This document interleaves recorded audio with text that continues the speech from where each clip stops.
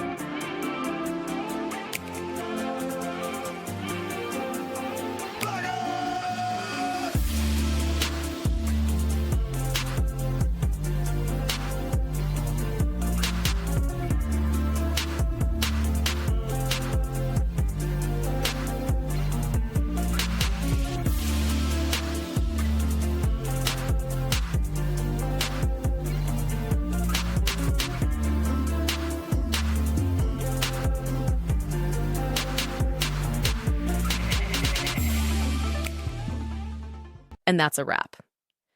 I hope you found the answer you were looking for. If you did, take a second to hit that subscribe button. It really helps out.